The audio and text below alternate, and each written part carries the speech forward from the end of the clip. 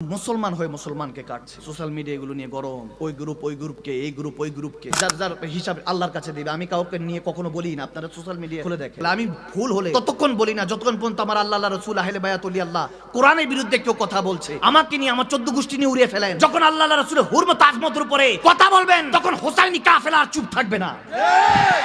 আমি আল্লাহর কাছে শুকরিয়া আদায় করলাম, আল্লাহ মুসলমান বানিয়েছো, শেষ নবীর উম্মত বানিয়েছো। শুকরিয়া আদায় করে শেষ করতে পারবো না, তবে সবচেয়ে বড় শুকরিয়া যে সুন্নি ঘরানায় পয়দা করেছো।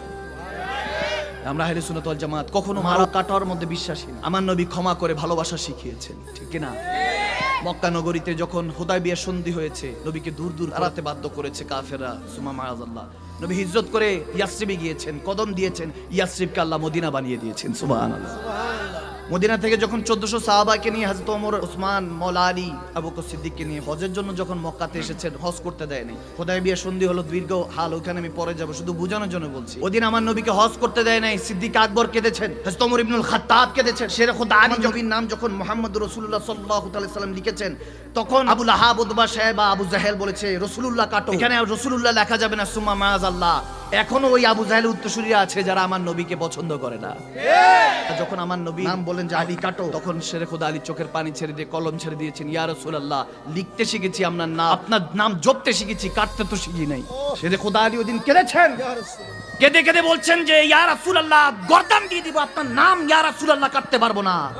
ওদিন আমার নবী দাঁড়িয়ে বলেছেন কাটো। নবীজি নিজে কেটে তারপর নিজে বলছেন যে ঠিক আছে, আমি মুহাম্মদ বিন আব্দুল্লাহ, আমি বলছি হ্যাঁ হুদায়বিয়া সন্ধি হয়েছে, মক্কা থেকে মদিনায় কেউ যেতে পারবে না। যদি মদিনা থেকে কেউ মক্কা আসে তাদেরকে ফেরত দিব না, তোমরা দিও না, ঠিক আছে? কঠিন শর্ত, যদি মক্কা থেকে কেউ মদিনা যায় কলমা পড়ে তাকে ফেরত দিতে হবে। এভাবে জুলুম করেছে কাফেররা। নবীজি সবর ধরেছেন, শের খোদা আলী তলোয়ার বের করেছেন, ওমর ইবনুল খাত্তাব তলোয়ার বের করেছেন, ইয়া রাসূলুল্লাহ হুকুম দেন গর্দান সাইজ করে ফেলবো, আমরা 1400ই যথেষ্ট তাদের লাখ লাখের জন্য। ওদিন নবী বলেছেন সালার, ধৈর্য ধরো, তোমাদেরকে আমি সবর শিখিয়েছি, ধৈর্য শিখিয়েছি, কখনো ইস্তেকামত হারানো যাবে না। তুমি কি মনে নাই গারে সুরের মধ্যে আমি আবু বকর সিদ্দিককে নিয়ে যখন গিয়েছি, সাপ বসেছিল 600 বছর, অপেক্ষা করেছে আমি নবী মুস্তাফার জন্য, তোমাকে ডাক দিয়েছে, তুমি বিষে আঘাত সহ্য করেছো, আমি থুতু দিয়েছি, আল্লাহ শাফা দিয়েছে। নবী বললেন ঠিক আছে, আজ ওয়াক্ত তোমারা है लेकिन কাল দর হামারা হোগা, আজকে শুধু মুহূর্তটা তোমার, মনে রেখো হয়তোবা ভবিষ্যতে জামানা আমার হবে। নবী কেসার ও কিসকার ইসলামের দ্বীনের দাওয়াত দিয়ে বাদশাদেরকে নিয়ে যখন মদিনা থেকে 1.5 লক্ষ সাহাবা নিয়ে মক্কা শরীফে কদম রেখেছেন,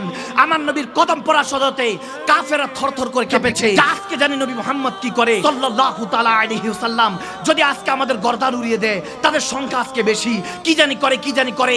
নবীকে দূর দূর করে মক্কা থেকে তাড়িয়ে দিয়েছি।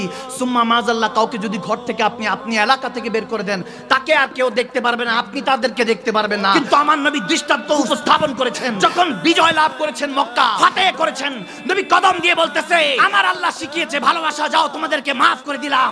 মক্কাবাসী এই উদারতা দেখে, এই ক্ষমা, এই ইসলাম দেখে কলমা পড়ে লক্ষ লক্ষ মুসলমান হয়ে গিয়েছে। সুবহানাল্লাহ।